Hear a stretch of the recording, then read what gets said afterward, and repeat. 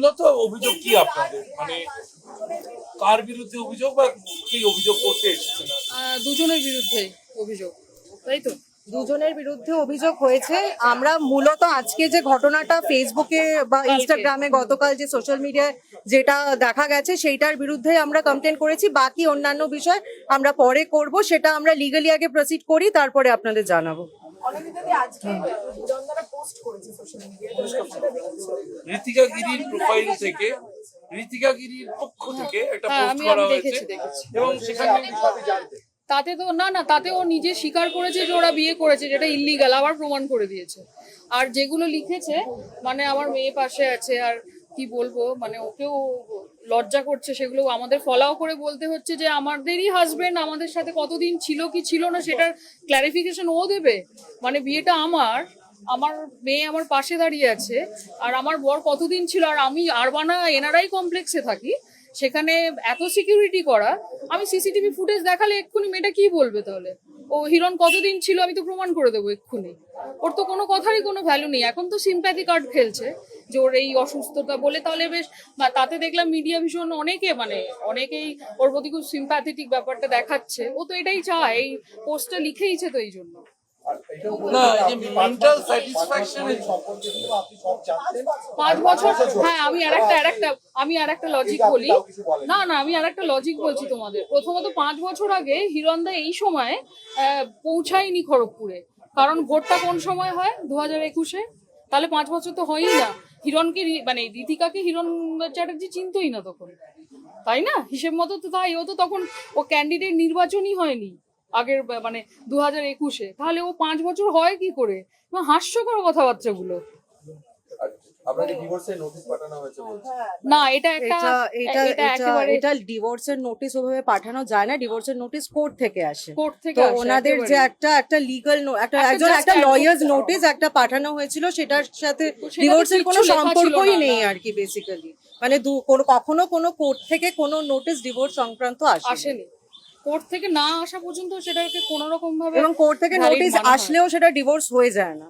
মানে কোর্ট থেকে যদি কখনো সামান্স আসেও তাহলেও সেটা ডিভোর্স হয় না, আর কোনো রকম সামান্স আসেও নি। একটা লয়ার্স নোটিশ এসেছিল বাস।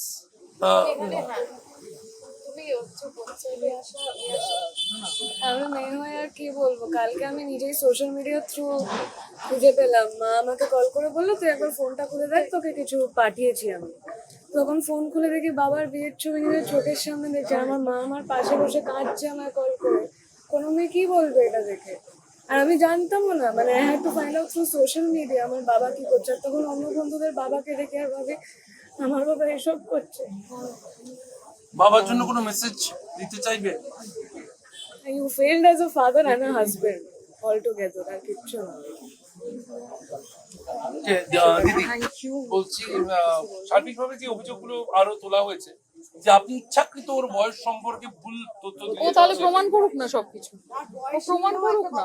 আর আমি প্রথমত তো ওর দিদি না মাও না, আমি যতদূর, মানে আমার কাছে হিরণই বলেছে ওর এত বয়স, বাচ্চা মেয়ে এরকম আমাকে ব্ল্যাকমেলিং করছে। বোঝোই তো একজন হিরোর সাথে ওর দেখা হয়েছে, মানে এই কথাগুলো আমাকে হিরণই বলেছে। মানে আমি তো ঋতিকা গিরির আত্মীয় নই, ঋতিকা গিরির সাথে হিরণ জড়িত, আমি তো নই। আমি ওর মাও না দিদিও না। আমার তো বয়স, ওর এক্সাক্ট বয়স তাহলে ও প্রমাণ করে দেখাক না, ওর বার্থ সার্টিফিকেট দেখাক, ওর বয়স কত, প্রমাণ করুক না। আমি তো সমস্ত প্রমাণ নিয়ে যে থানায় এসে করে গেলাম, ওকে করতে বলুন। ওর এত সাহস তো, একটা এইটুকুনি মেয়ের, একটু করতে বলুন তো। তো বিয়ে সম্বন্ধে বোঝেটা কি? আমি তো 25টা বছর কাটিয়ে এসেছি বিয়ের, আর ও ভাবছে যে একজনের সাথে ঘুরে ভিয়েতনাম বেড়াতে গিয়ে আর মাথায় সিঁদুর পরেই ভালো করে বউ একটা বিবাহিত জীবন কাটানো যায়। আর আমি এটা নিয়ে কিচ্ছু বলতে চাই না, মানে কাল থেকে এটা ইনাফ। আমি অনেক ইন্টারভিউ দিয়েছি, আমি সত্যি আর ক্লান্ত। মানে আমিও তো একটা মানুষ, আপনারাও তো বুঝতে পারছেন। আমার মেয়ে, এইটুকুনি মেয়ে পাশে দাঁড়িয়ে কাঁদছে। আমি তো এরকম জীবন ওকে দিতে চাইনি। যেমন দুর্ভাগ্য আমাদের এই জীবন পেতে হয়েছে। আর 25 বছর পর আমাকে জানাতে হচ্ছে পুলিশে এসে কাছে যে আমাদের বিয়ে এখনো আছে। এর থেকে লজ্জার আর কি হতে পারে? শেষ প্রশ্ন, আপনাকে একটা হুঁশিয়ারি দেওয়া হয়েছে যে যদি মনে হয় ইললিগাল তাহলে আমার একটাই কথা, এনাকে লিগ্যাল স্টেপ নিতে বলুন। হ্যাঁ, ও তো ওর এটাই চাইছে, মানে এটাই আমরা অলরেডি এটার এগেইনস্টে লিগ্যাল স্টেপ নিচ্ছি, তো সেটা নিয়ে ওকে এত মাথা ব্যথা না করলেও চলবে। ও করুক, তারপর আমাদের এটা হয়ে যাক, ডাইভোর্স হয়ে যাক, তারপর নাচতে নাচতে বিয়ে করুক। সেই হিরণ চ্যাটার্জি ওকে বিয়ে করবে কিনা সেটা আমরাও দেখবো, দেখে বসে আছি। আর বা কোন চ্যাটার্জি ওকে বিয়ে করে দেখি না, ঠিক আছে? আমিও বার্তা দিলাম ওকে, দেখি না কত সুখে স্বাচ্ছন্দ্যে ও সংসার করে। সারাক্ষণ তো শুনি যে সুইসাইড করতে যাচ্ছে, যে মেয়ে বিয়ের আগেই সুইসাইড করতে যাচ্ছে 15 বার, সে কত সুখের জীবন যাপন করবে আপনারাই তো বুঝতে পারছেন।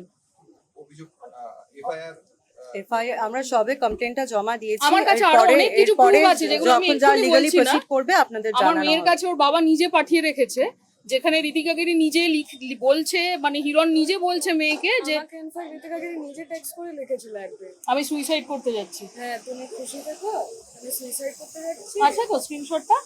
ঋতিকা পাঠিয়েছিল তোমাকে। হ্যাঁ, কল করে মিসড কল করে তারপর মেসেজ করে পাঠিয়েছিল।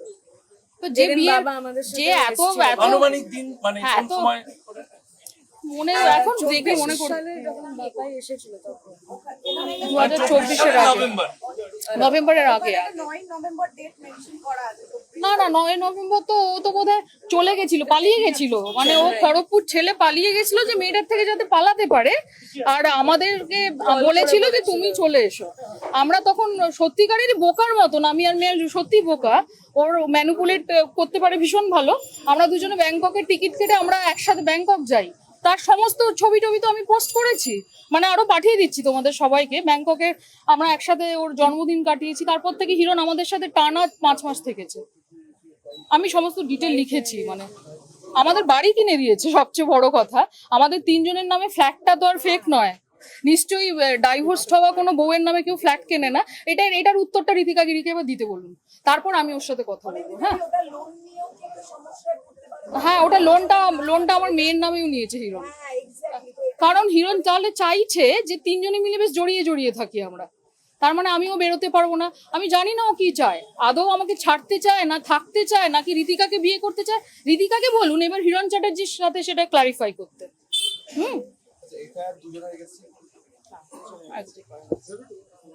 Just recording. ঋতিকা কি নিজে বলে দিয়েছে, ও তো নিজে ক্রাইম স্বীকার করেছে, আর কি বলার আছে।